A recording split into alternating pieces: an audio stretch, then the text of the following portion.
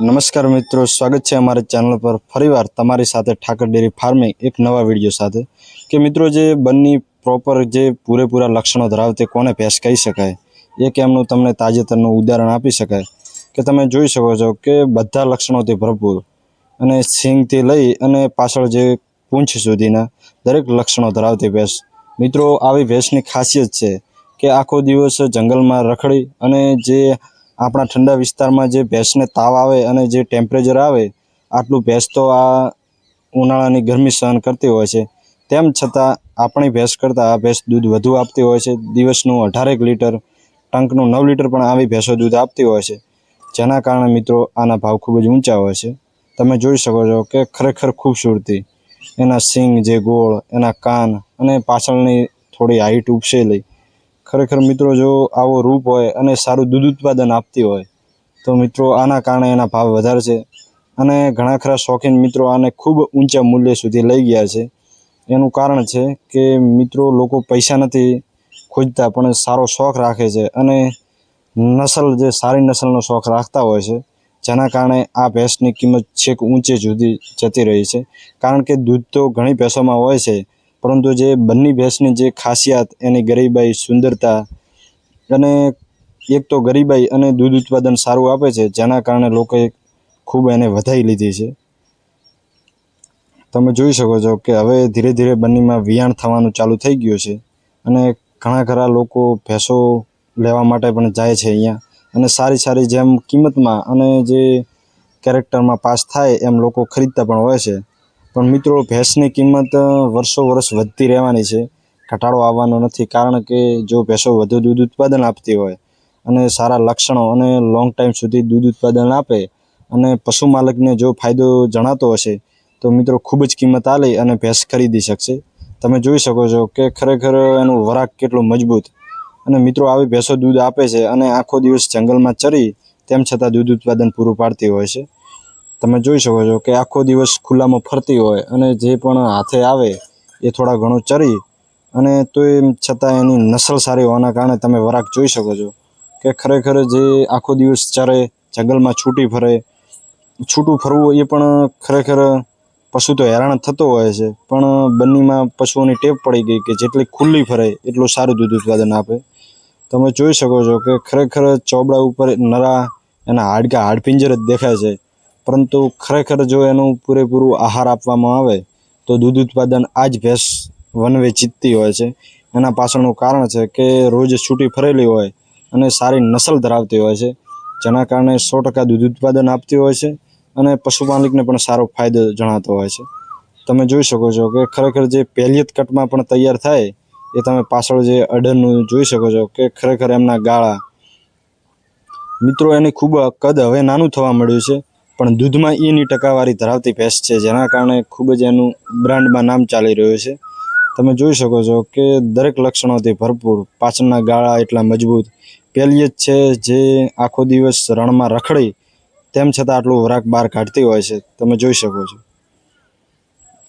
એટલે મિત્રો હવે ધીરે ધીરે ચોમાસું આવી રહ્યું છે એમ ભેંસોના વિયાણ પણ ચાલુ થઈ જશે।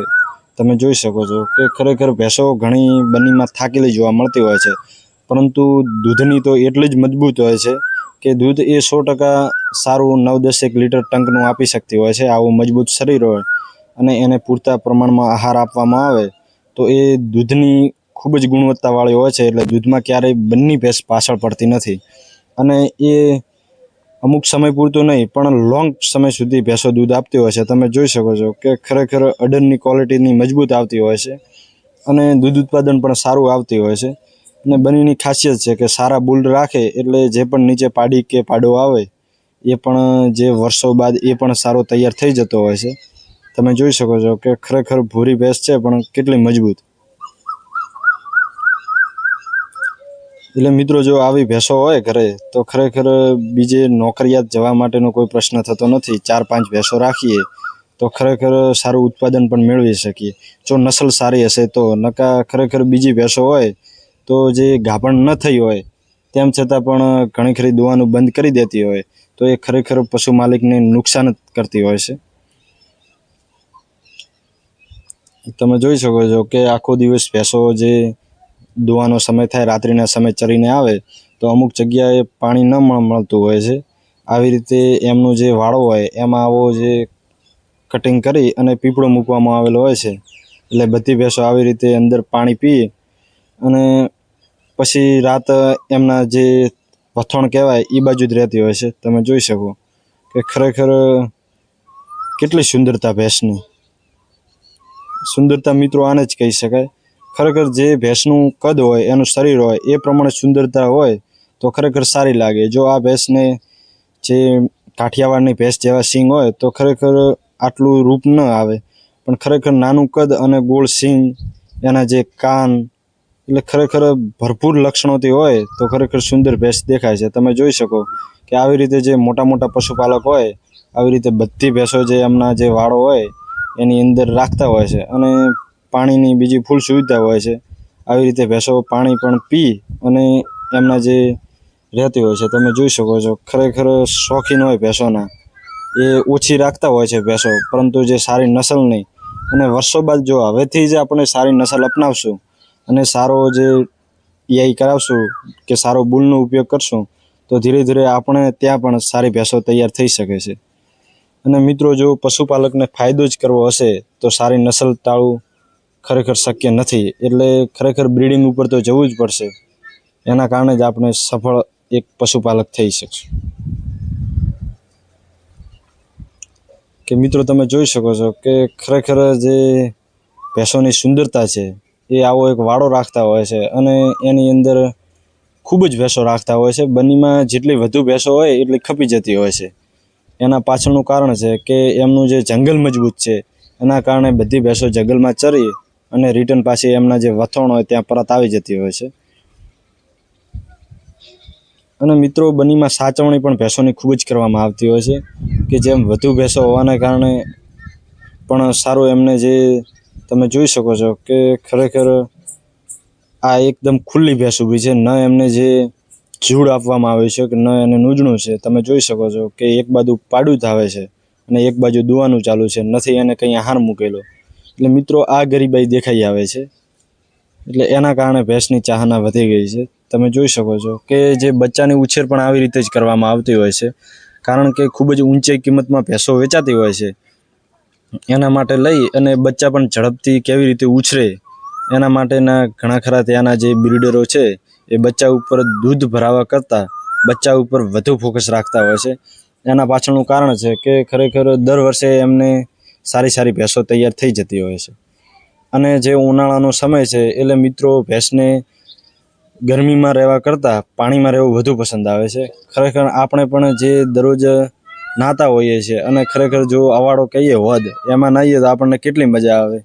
એમ ભેંસોને પણ મિત્રો જો તળાવ હોય અને ખરેખર આવું ખાબુચિયું હોય તો ખરેખર જે ભેંસો બપોરનો સમય વિતાવતી હોય છે એ ખૂબ જ આનંદદાયક હોય છે. અને ભેંસો ખરેખર એમાં આનંદ લેતી હોય છે. પાણીને અને ભેંસને એક અનોખો સંબંધ છે. એટલે મિત્રો બનીમાં આવવું છે, ભેંસોને જે જોઈએ એ પૂરતા પ્રમાણમાં મળી રહેતું હોય છે. તમે જોઈ શકો છો કે બહોળા પ્રમાણમાં જેમ સમય થાય ગરમીનો એમ બધી ભેંસો આવી રીતે આવી અને બપોરના સમયમાં પાણીમાં જે બપોરનો સમય વિતાવતી હોય છે. તમે જોઈ શકો કે ખરેખર આનંદ લઈ રહી છે. અને બધી ભેંસો ચરી આવી અને આવી રીતે આના અંદર ઓગાળી અને પછી બીજી રીતે પાછી ચરવા જતી હોય છે. એમનો સમય થઈ જાય અને જે એમની મેન ભેંસ કહેવામાં આવે એ ચાલે એટલે એની આગળ બીજી પાછળ બીજી ભેંસો પણ ચાલતી હોય છે. અને જે રીતે ચરવાનું પૂરું થઈ જાય એમનો સમય એટલે પાછી જે પરત એમનું જે વથોણ હોય ત્યાં બધી ભેંસો પાછી રિટર્ન જતી હોય છે. એટલે મિત્રો જે બંનેની આવી રીતે દિનચર્યા છે કે જેઓ આખો દિવસ ભેંસ ચરી અને બપોરે જે પાણીના સમયમાં જઈ અને પરત પાછી જતી હોય છે એમના માલિકને ત્યાં. અને ખરેખર મિત્રો આવું રૂટિન છે તો પણ છતાં ભેંસ સારું દૂધ ઉત્પાદન આપે છે. અને રાત્રિના સમય તમે જોઈ શકો છો કે આવી રીતે બધી ભેંસો ઘણા ખરાને વાડા હોય છે, ફરતે ભીત કરેલી હોય છે દિવાલ, અને ઘણા ખરા આવી રીતે ખુલ્લામાં તમે જોઈ શકો છો કે જે એમનું વથોણ હોય એમના ઇલાકામાં નિરાંત રાત્રિનું જે ગાળણ કરતી હોય છે. તમે જોઈ શકો કે ખરેખર ગરીબાઈ અને એક જગ્યાએ એમનું બેસી રહેવું જે કાયમનું ટેવ પ્રમાણે ચાલતું હોય છે. કે મિત્રો જે એમની જગ્યામાં આખો રાત વાસો પણ કરી દેતી હોય છે આવી જ રીતે.